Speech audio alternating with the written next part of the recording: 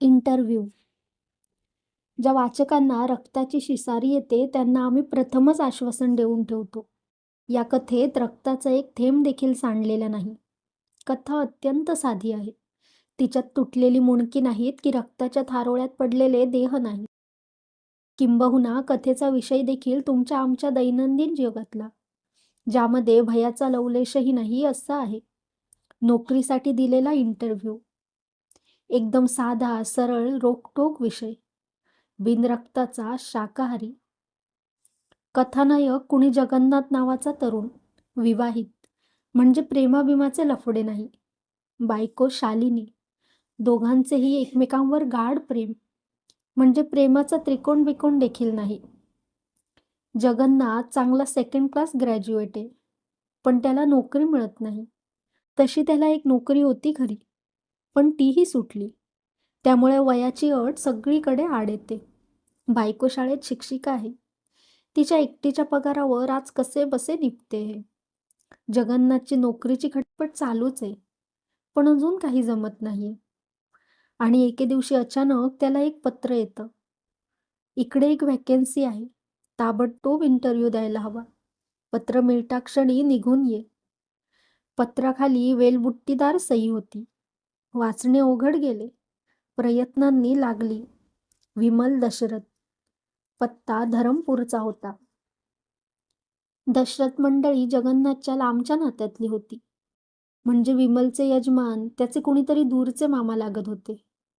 2-3 वर्षापूर्वीच ते वारले. पण घरची श्रीमंती बरीच होती. सगळ्या धरमपूरमध्ये त्यांचे धागेदोरे होते. मुलबाळ काही नव्हते आणि सबंध इस्टेटीची मालकीण आता विमलच होती. अर्थात हे सारे जगन्नाथ नुसते ऐकून होता. प्रत्यक्षात मात्र गेल्या काही वर्षात त्याची दशरथ कुटुंबाशी भेटगाठ देखील नव्हती. म्हणूनच विमलचं पत्र पाहून त्याला आश्चर्य वाटलं. आपली परिस्थिती तिच्या कानावर गेली असावी याचं नवलही वाटलं. पण त्यात विशेष असं काही नव्हतं. कुणा ना कुणाच्या तोंडातोंडी असल्या बातम्या प्रवास करतातच. आपल्याला नाही का मामा वारल्याचे कळले? आपली नड त्यांच्यापर्यंत पोहोचावी याचं जगन्नाथला थोडे वैषम्य वाटलं. पण गरजेच्या वेळी कुणीतरी हात पुढे केला याचा आनंदही झाला. पल्ला जरा लांबचाच होता, पण नोकरी चांगली असली तर तिथे स्थायिक व्हायलाही हरकत नाही. दशरथांची प्रतिष्ठा लक्षात घेता ही नोकरी मिळाल्यासारखेच होते. तसे नसते तर मुद्दाम कोणी इतक्या लांबून इंटरव्ह्यूसाठी थोडेच बोलवेल. नाहीतर सगळ्यांनी मुंबईच्या गर्दीत अडचणी सोसत राहण्यात मुद्दा काय? शालिनीलाही पटले. जगन्नाथने ताबडतोब निघायचे आणि पुढचे सगळे मनासारखे जमले तर शालिनीला बोलवून घ्यायचं असं ठरलं. दुसऱ्या दिवशी जगन्नाथने धरमपूरची गाडी पकडली. जगन्नाथ धरमपूर स्टेशनवर उतरला तेव्हा संध्याकाळ झाली होती. साऱ्या वातावरणात एक मळकड उदासवाणा प्रकाश भरून राहिला होता. आकाशात काळ्या ढगांचा एक डोंगर कलंडला होता आणि आता कधी पाऊस कोसळेल असं वाटत होतं. धरमपूरला उतरणारे फारसे पॅसेंजर नव्हते, तरी देखील 5-6 ठांगे बाहेर आशेने उभे होते. जगन्नाथ बॅग घेऊन स्टेशन बाहेर पडतात सगळे टांगेवाले त्याच्या जवळ जमा झाले आणि मग एक चमत्कार घडला. जगन्नाथनं खिशातून पत्र काढून त्यावरचा पत्ता वाचला. तक्षणी सगळे टांगेवाले त्याच्याकडे पाठ फिरवून निघून गेले आणि लांब उभे राहून आपापसात हलक्या आवाजात चर्चा करीत राहिले. हा काय प्रकार आहे हेच जगन्नाथला कळेना. मग तो स्वतःच त्यांच्याजवळ गेला. त्याने हे ठिकाण कितीसे दूर आहे अशी विचारपूस केली. प्रथम त्याच्याकडे दुर्लक्ष केले गेले आणि मग बहुत दूर है असं उत्तर मिळालं. त्यांची एकमेकात हलक्या आवाजात चर्चा चालूच राहिली. जगन्नाथलाही नवल वाटलं. आपल्याशिवाय दुसरे एकही गिराईक नसताना आणि सवारी इतक्या दूरची असताना टांगेवाल्यांनी आपल्यासोबत यायला हवं. त्यांनी असं तयार का होऊ नये हेच त्याला समजेना.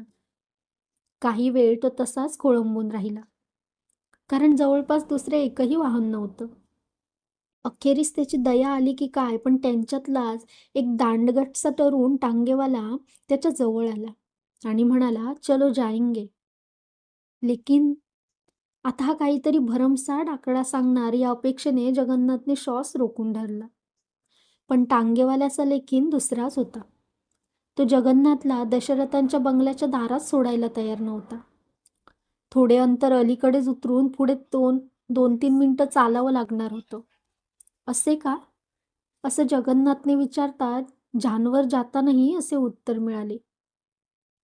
जगन्नाथनं फारसा वाद घातला नाही, कारण दुसऱ्या कोणी टांगेवाला यायलाच तयार नव्हता. तो मुकाट्यानं टांग्यात जाऊन बसला. मात्र टांगेवाल्याच्या वागणुकीचे आणि त्या विचित्र अटीचे त्याला पुन्हा पुन्हा आश्चर्य वाटले. आता चांगलाच काळोख पडला. दशरथांचा बंगला गावाबाहेर होता आणि गाव सोडल्यानंतर वाटेने दोन्ही बाजूंना जंगल होतं. दूर कुठेतरी एखादा खोपटातला दिवा मिणमिणताना दिसे तेवढाच. जंगलात कोल्हेकोळी सुरू झाली. आजवर शहरात राहिलेल्या जगन्नाथला ऐकून बेचैन व्हायला झाले. पण टांगेवाल्यानेही टांग्याचा वेग वाढवला. जसे काही शक्य तेवढ्या लवकर सवारी सोडून त्याला परत गाव गाठायची घाई होती. रस्ता तसा खराब नव्हता, पण काळोख आणि वाढती कोल्हेकोळी यामुळे मन उगाच धास्तावल्यासारखं झालं होतं. आणि एकाएकी कोल्हेकोळी थांबली. सगळीकडे शांत झालं. बारीक पाऊस टांग्याच्या छपरावर वाजू लागला. पावसामुळेच कोल्हेकोळी थांबली होती. पण त्या आवाजाचा देखील सोबत नाहीशी झाल्यामुळे सारे काही अगदीच निर्जन वाटू लागले. त्यातून टांगेवालाही गुम्म बसून राहिला. तोंडातून चकार शब्द न काढता सारे लक्ष टांग्याच्या वेगावर केंद्रित केलं होते त्याने. "वो रहा, दशरथ मेन्शन," तो एकदम ओरडला. जगन्नाथनं बाहेर डोकं काढून पाहिलं. डोंगर उतारावर एक काळा कभिन्न वाडा एकटाच उभा होता. एक छोटासा दिवा जळत असल्यामुळे तो अधिक भयान वाटत होता. बाहेर पडताना डोके भिजल्यामुळे जगन्नाथला पावसाची जाणीव झाली. या पावसात बंगल्यापर्यंत चालत जायचं म्हणजे चिंब भिजायला होणार. पण त्याशिवाय इलाज नव्हता, कारण टांगा आधीच थांबला होता. त्याने फाटकापर्यंत पोहोचण्यासाठी टांगेवाल्याला विनवलं. टांगेवाला काहीच बोलला नाही. त्यानं घोड्याला चाबूक मारला. घोडा जेमतेम 4 पावले चालला आणि मोठ्याने किंकाळून मागच्या पायावर उभा राहिला. "देखा?" टांगेवाल्याने शांतपणे विचारलं आणि घोड्याला आणखी एक फटका मारला. पण घोडा इंचभरही पुढे सरकला नाही. घोड्याला कशाची तरी भीती वाटत होती. ते जनावर कशाला तरी बुजत होतं. पण कशाला? जगन्नाथ हबकून गेला. पण कधीही काहीच न बोलता त्यानं पैसे दिले आणि तो पावसातून चालू लागला. टांगा वळला आणि वेगात गावाच्या दिशेने परतला. घोड्याच्या टापा स्पष्ट होत ऐकू येईनाशा झाल्या. जगन्नाथला अधिकच एकटे एकटे वाटू लागले. दशरथ मेन्शन, एक प्रचंड दगडी वाडा. एखाद्या जुनाट किल्ल्यासारखा त्याच्या मांडणीचा थाट होता. सारे काही ओबडधोबड आणि रुंद.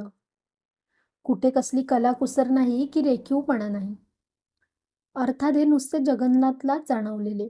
इतर काळोखात तो वाडा नीटसा दिसत तरी कुठे होता. वाड्याच्या मागे एक पहाड चढत गेला होता. पण आजूबाजूला एकही घर नव्हतं की खोपटं नव्हतं. आसपासची जागा मोकळी आणि नुसतीच मोकळी होती. एक झाड सुद्धा तिथे वाढलेलं नव्हतं. सारे काही एखाद्या मसणवटीसारखे निपचित आणि मृत पडले होते. जिवंतपणाची, टवटवीतपणाची एकही खूण नव्हती. एकाएकी पाऊस थांबला आणि कोल्हेकोळी सुरू झाली. पायऱ्यांशी पोहोचेपर्यंत जगन्नाथ पुरता भिजून गेला. मगा लांबवरून दिसलेला प्रकाश आत कुठेतरी लावलेला दिव्याचा होता. पण ओटा अंधारातच होता. त्या अंधारात कुई कुई, खळखळ अशा तालात काहीतरी हलत होतं. पांढरे शुभ्र लुगडे नेसलेली एक बाई अधांतरी बसलेली पाहून जगन्नाथ दचकून गेला. बाई पुढे मागे अशी झुलत होती. खळ, कुई कुई असा आवाज एका तालात येत होता. काळोखाला डोळे सरावताच जगन्नाथच्या लक्षात आले की ती झोपाळ्यावर बसून झोके घेत आहे. "कोण, जगन्नाथ का? मी वाटच बघत होते तुझी," ती बसल्या जाग्यावरूनच म्हणाली. तिचा आवाज गोड होता. जगन्नाथनं ओळखलं, हीच विमल. जगन्नाथ पायऱ्या चढून वर गेला. एकदम त्याच्या ध्यानात आलं की दारात कुत्रे देखील नाहीत. अशा एकांत ठिकाणी कुणी कुत्रे न बाळगता कसं काय राहत असेल? ती त्याला आत घेऊन गेली. दिवा लावला. समोर एक प्रशस्त दिवाणखाना होता. हात राखून न ठेवता शृंगारलेला. जमिनीवर जाड गालिचा, कोपऱ्यात पुतळे, भिंतीवर जनावरांची कातडी आणि एक प्रचंड तैलचित्र. ते बहुधा मामांचे असावे. अलीकडेच रंगवल्यासारखं दिसत होतं. खाली त्याच्या जन्ममृत्यूच्या तारखाही होते. चित्रातली व्यक्ती रुबाबदार होती, पण चेहरा पडखाऊ वाटत होता. मिशा आकडेबाज होत्या, पण डोळे मंद होते. दोन भल्या मोठ्या हंड्यांमध्ये लावलेल्या विजेच्या दिव्यांच्या प्रकाशात विमल फारच आकर्षक दिसत होती. तशी ती तरुण नव्हती, परंतु तिचा एकंदर हालचालीमध्ये एक प्रकारचे सामर्थ्य जाणवत होते. सशक्त देहाशी चेहरा थोडा विसंगत वाटत होता, कारण तो काहीसा पांढुरका पडला होता. केस मात्र अजूनही पूर्ण काळे होते. भिजला आहेस तू, आधी कपडे बदलून घे. विमलनं त्याला न्हाणीघर दाखवलं. कपडे बदलून जेवण होईतो त्याच्या जीवात जीव नव्हता, पण आता त्याला तरी पुष्कळच हुशारी वाटू लागली. सगळी कामे विमल एकटीच करत होती. कदाचित रात्रीच्या वेळेस गळी माणसं राहत नसतील, पण या बाईला सोबतीची गरज वाटू नये. तिने कोणाला ठेवून घेऊ नये का? या एवढ्या मोठ्या वाड्यात रात्रीच्या वेळी ही बाई न घाबरता एकटी कशी राहत असेल? दुसऱ्या कशाचे नाही, पण चोरचिलटांचे भय तिला कसं काय वाटू नये? आणि घर गावात श्रीमंतीसाठीही प्रसिद्ध. इथे चोर यायलाही घाबरत असतील का? पण का? कशासाठी? मग टांगेवाल्याचा घोडा पण का पुजला? पण यातले काहीही तिला विचारायचं धाडस जगन्नाथनं केलं नाही. त्यानं फक्त नोकरीविषयी आणि इंटरव्ह्यूविषयी विचारलं. ते सगळं तुला उद्या सविस्तर सांगेन. आता रात्र बरीच झालीये. तू झोप स्वस्तपणे, विमल म्हणाली. तिनं टॉर्च घेतला आणि दोघे माडीवर गेली. त्याच्या मनात आलं, ही इतकी देखणी सुदृढ बाई. नवरा गेलेला इतके दिवस झाले. रात्री कुणी येथे येत असेल का? पण हे असले वेडेवाकडे विचार त्याने ताबडतोब मनातून घालवले. झोपायची खोली देखील खालच्या दिवाणखान्यासारखी प्रशस्त होती. खोलीतला प्रचंड बिछाना सुसज्ज होता. अगदी पांघरूण सुद्धा पायथ्याशी घडी करून ठेवले होते. जगन्नाथला थोडं आश्चर्य वाटलं, पण त्यावेळी जीव सुखावलाही त्याचा. दिवसभराच्या प्रवासानं अंग इतकं आंबून गेलं की केव्हा एकदा बिछाण्यावर पडतो असं झालं होतं.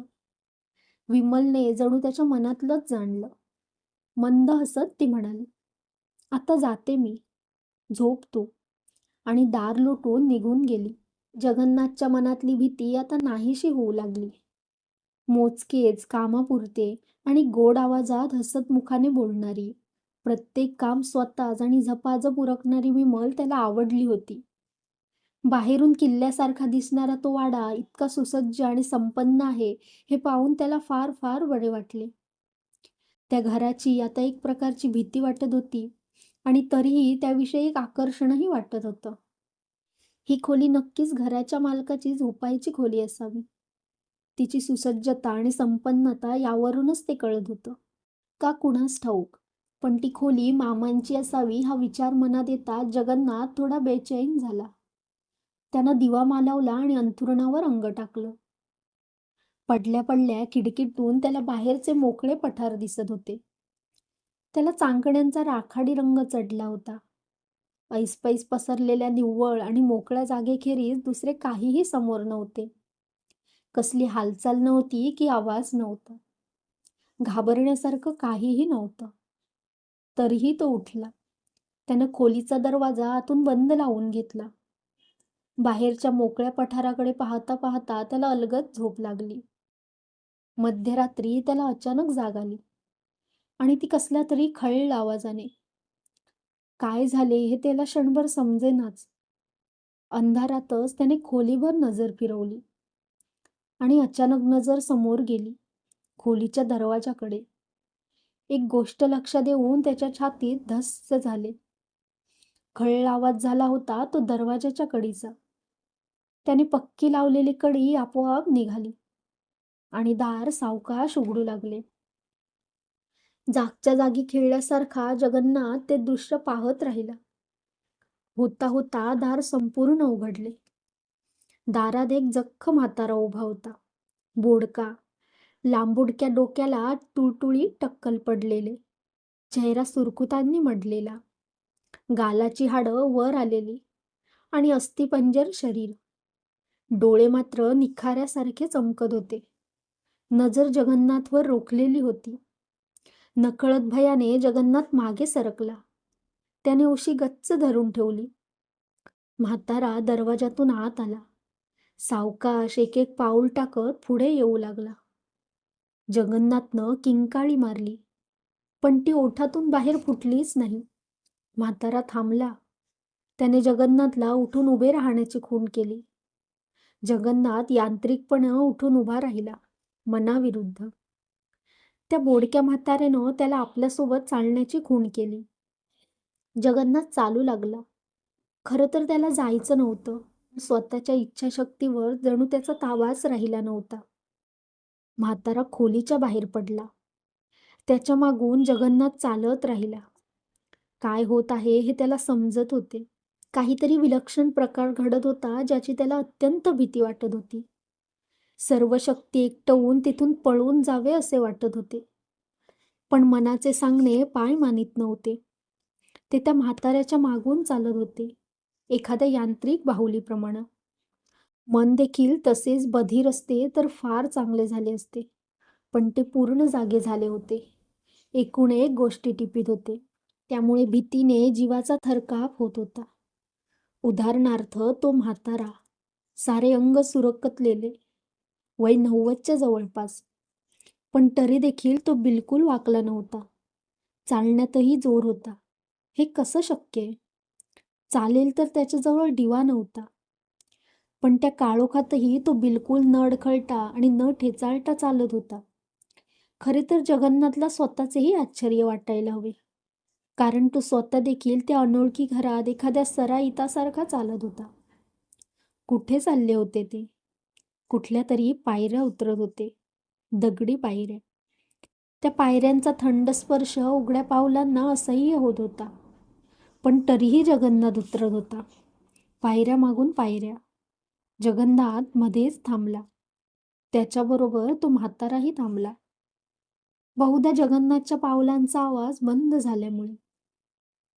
अचानक एक गोष्ट जगन्नाथच्या लक्षात आली. पायऱ्यावर त्या म्हाताऱ्याच्या पावलांचा आवाज ऐकू येत नाही. म्हाताऱ्यानं पुन्हा खूण केली. जगन्नाथ चालू लागला. पायऱ्या आणखी पायऱ्या. कुठल्या सप्तपाताळात ते जात होते कुणास ठाऊक. अखेरीस एकदाच्या त्या पायऱ्या संपल्या. त्यांचे चालणे मात्र संपले नव्हते. दगडी फरशीवरून ते आणखी थोडा वेळ चालले. एकदम जगन्नाथच्या लक्षात आले की एका लांबच लांब दिवाणखान्यात येऊन पोहोचलोय. दिवाणखाना अरुंद होता आणि इतका लांब होता की त्याचे दुसरे टोक जगन्नाथला नीटसे दिसतच नव्हते. दिवाणखाना अगदी रिकामा होता. जमिनीवर गालिचा नव्हता, नुसती दगडी फरशी.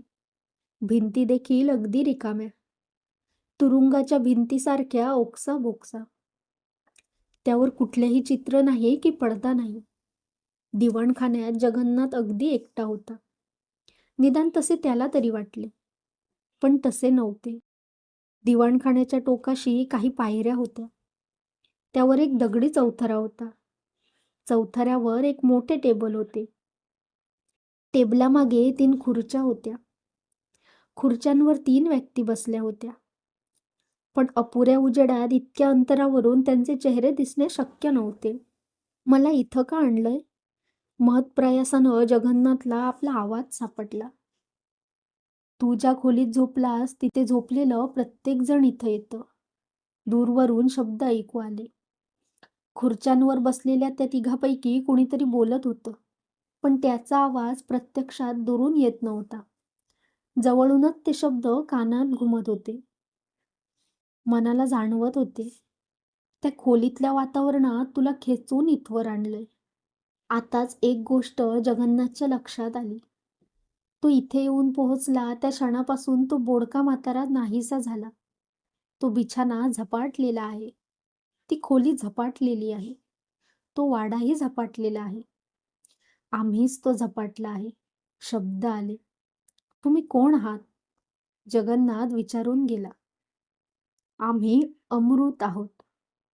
काही जणी जिवंतपणी मेल्यासारखे असतात. आम्ही मेल्यानंतरही जिवंत राहतो. जिवंत व्यक्तीमधून चैतन्य शोषून घेतो.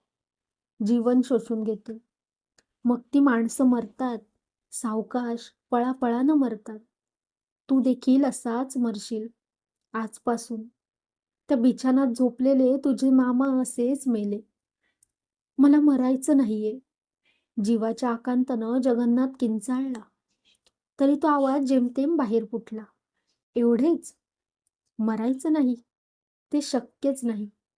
का? तू अगोदरच मेला आहेस. त्या बिछान्यात झोपलास तेव्हाच.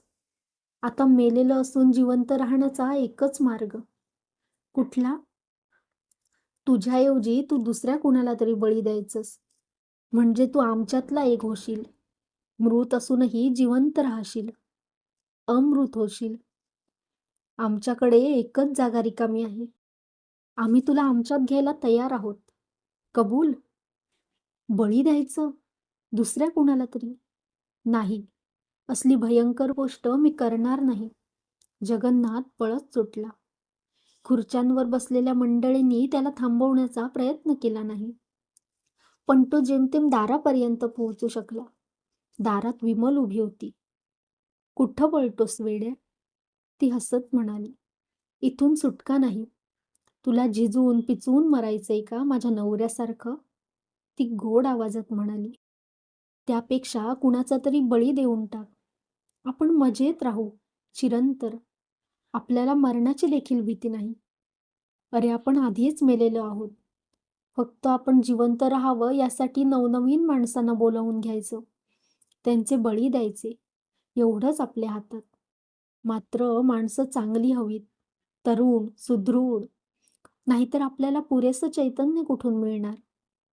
आता जगन्नाथच्या डोक्यात प्रकाश पडला. यासाठी मामीनं त्याला इतक्या लांबून बोलावून घेतलं. मग बळी आणून देणार ना?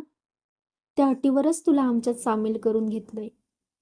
चौथऱ्यावरील मधल्या खुर्चीत बसणारी व्यक्ती म्हणाली आणि पायऱ्या उतरून त्याच्याजवळ येऊ लागली. तो एक जाडजूड मांसल मनुष्य होता. गुबगुबीत गालांचा, जाडजूड मिशा ठेवलेल्या आणि अंगात काळभोर सूट. हातातला कागद पुढे करून तो म्हणाला, हे करारपत्र. इथं सही कर. जगन्नाथ घुटमळला. कर सही? विमल गोड आवाजात म्हणाली. त्या वाचून दुसरा उपाय नाही. थरथरत्या हाताने जगन्नाथनं आपलं नाव लिहिलं. मात्र सगळीकडे एकदम काळोख झाला. जगन्नाथ दचकून जागा झाला. तेव्हा मामांच्या बिछानातच असल्याचं त्याला आढळलं. काय भयंकर स्वप्न. त्यानं घाम टिपला. अजूनही उजाडलं नव्हतं. उरलेली रात्र त्याने कुशी पालटत घालवली. पहाटे पहाटे त्याला झोप लागली. तो जागा झाला तेव्हा दिवस चांगलाच वर आला होता. त्याला रात्रीच्या त्या भयंकर स्वप्नाची आठवण झाली. दिवसाच्या उजेडात त्याची भयानकता थोडी कमी झाली होती. जगन्नाथ खाली उतरून आला. न्हाणीघरात गेला. तोंड वगैरे धुवून बाहेर आला. वाड्यात कुणाचीही चाऊल नव्हती. गडी माणसे तर नव्हतीच, पण विमलचाही पत्ता नव्हता. तो दिवाणखान्यात आला. अस्वस्थपणे इकडे तिकडे बघू लागला. आता कुठं शोधायचं हिला? अजून आपल्याला या घरातल्या खोल्या सुद्धा. इतक्यात त्याचं लक्ष समोरच्या छोट्या चंदनी स्टुलाकडे गेलं. त्यावर एक दुधाचा ग्लास झाकून ठेवला होता. शेजारीच बशीमध्ये फळे होती. स्टुलावर एक चिठ्ठी होती. जगन्नाथनं ती उघडली. बाजारात जाऊन येते. सोबतच्या पत्त्यावर 11 वाजता इंटरव्ह्यूला जाऊन ये. विमल. सोबत एक व्हिजिटिंग कार्ड होतं. त्यावर नाव होतं, अमृत लॅबोरेटरीज, धरमपूर. बरोबर आणलेले ठेवणीतले कपडे चढवून जगन्नाथ कार्डवरच्या पत्त्यावर गेला. लॅबोरेटरी दुसरीकडे असावी. हे फक्त मॅनेजरचं ऑफिस होतं. कार्डच्या पाठीमागची भेटीची वेळ आणि मॅनेजरची सही होती. पट्टेवाल्याला कार्ड दाखवताच त्यांनी जगन्नाथला आत सोडलं. आतले ऑफिस चांगले झगझगीत होते. जमिनीवर हिरव्या रंगाचा मऊ मऊ गालिचा अंथरलेला होता. भिंतीवर एक दोन फोटो होते. एक ठसठशीत तारखांचे कॅलेंडरही होते. थोडक्यात ऑफिसचा थाट मुंबईच्या फॅशनचा होता. कालपासून जगन्नाथच्या मनावर आलेले भीतीचे सावट थोडेसे दूर झाले. समोरच एक प्रशस्त टेबल होतं. त्याच्या मागे 3 खुर्च्या ठेवल्या होत्या. तिन्ही खुर्च्यांना सिंहासनासारखी रुंद आणि शोभिवंत पाठ होती आणि लाल मऊ मऊ गादीही होती. तिनातल्या 2 खुर्च्यावर 2 मध्यमवयीन गृहस्थ बसले होते. त्यांनी जगन्नाथला समोरच्या खुर्चीवर बसायला सांगितलं. जगन्नाथ बसला. खुर्च्या मागे सोनेरी रंगाचा नक्षीदार पडदा या भिंतीपासून त्या भिंतीपर्यंत लावलेला होता. त्याचे निरीक्षण करत राहिला. दोघेही गृहस्थ त्याच्याशी अत्यंत मृदू आवाजात आणि प्रेमळपणे बोलत होते. जगन्नाथची नेमणूक पक्कीच असावी, कारण त्यांनी फार अडवाडवीचे प्रश्न न विचारता इकडच्या तिकडच्या गप्पाच सुरू केल्या. कुठल्या कॉलेजला होतास? पहिली नोकरी कशी होती? धरमपूरमध्ये राहणं आवडेल का? हे आणि ते. जगन्नाथला खूप बरे वाटले. इंटरव्ह्यूच्या कल्पनेनं नाही म्हटलं तरी मनावर फार दडपण आलं होतं. या दडपणामुळे कसली कसली विचित्र स्वप्न. जगन्नाथला अगदी मोकळं वाटलं. ते भयंकर स्वप्न संपलं. ती भयानक रात्र संपली. आता आपण दशरथांच्या वाड्यावर नाही राहिलं तरी चालेल.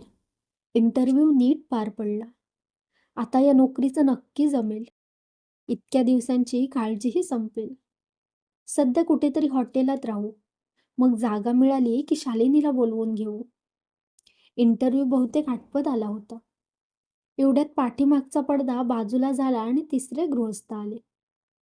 आमच्याकडे एकच जागा रिकामी आहे, पण तुम्हाला आमच्यात घ्यायला आम्हाला आवडेल. हातातला कागद पुढे करीत ते म्हणाले, हे घ्या करारपत्र. यावर सही करा. त्याच्या चेहऱ्याकडे नजर जाताच जगन्नाथ घसकला. काल रात्री पाहिलेला तो जाडजूड मांसल मनुष्य, गुबगुबीत गालांचा, जाडजूड मिशा, अंगात काळाभोर सूट, तोच माणूस आणि तेच शब्द. शुद्ध हरपून जगन्नाथ बसल्या खुर्चीत कोसळला. परवा इंटरव्ह्यूच्या वेळी मला चक्कर आली. काही वेळ समजेनासच झालं. माझ्या तब्येतीचा भरोसा नाही, तू जमेल तेवढ्या लवकर ये. नाहीतर माझं काय होईल सांगता येत नाही. शालिनीला पत्र पुढे वाचवेना. जगन्नाथ एकाएकी कसा आजारी पडला तिच्या ध्यानातच येईना. तिचे चित्त सैरभैर झालं. कशीबशी तिने थोडीफार आवराआवर केली. सामान बांधून तयार केले. गाडी दुसऱ्या दिवशी सकाळची होती. जगन्नाथच्या तब्येतीची काळजी मन पोखरीत होतं. रात्रभर तिच्या डोळ्याला डोळा लागला नाही. कुशीपालटीत तिने रात्र घालवली. प्रवासात मन अधिकच अधीर झालं. कशीबशी ती स्टेशनवर उतरली. टांगेवाल्यांची नेहमीप्रमाणेच कुजबूज. कोणीच सवारी घ्यायला तयार होईना. शेवटी तो एकटाच टांगेवाला तयार झाला. तोच जगन्नाथला वाड्यावर घेऊन गेलेला. पण शालिनीनं त्या सगळ्या प्रकाराकडं फारसं लक्ष दिलं नाही. गेल्यानंतर जगन्नाथ कुठल्या अवस्थेत भेटतो याकडेच तिचे डोळे लागून होते. विमल दारातच भेटली, झोपाळ्यावर बसलेली. मी जगन्नाथची बायको, शालिनी म्हणाली. हे बरे आहेत ना? काहीच न बोलता विमल तिला वरती घेऊन गेली. मामांच्या झोपायच्या खोलीत बिछाण्यावर जगन्नाथ पडला होता. जगन्नाथ? शालिनी त्याच्या अंगावर कोसळली. जगन्नाथनं डोळे उघडले. जगन्नाथ, तुम्ही बरे आहात ना? शालिनीनं व्याकुळपणे विचारलं. होय शालिनी. तिला जवळ ओढून जगन्नाथ म्हणाला. मी बरा आहे. मला काही सुद्धा झालं नाही. इंटरव्ह्यू देखील चांगला झाला. मला ही नोकरी मिळाली. नोकरी चांगली आहे, कायमची आहे. जगन्नाथचा आवाज ऐकला आणि शालिनीची सारी चिंता मिटली. मनावरचे दडपण ओसरले. सुखाने डोळे मिटून ती बिछाण्यावर पसरली. माझं सगळं ठीक आहे शालिनी. जगन्नाथ तिचे डोके हलकेच थोपटीत म्हणाला. मात्र काळजी आहे ती तुझीच. तुला हितली हवा बिलकुल मानवणार नाही. तू फार दिवस जगणार देखील नाहीस. त्याच्या घशात औंढा दाटून आला. विमलनं खोलीचं दार लावून घेतलं आणि ती हसत हसत बाहेर निघून गेली.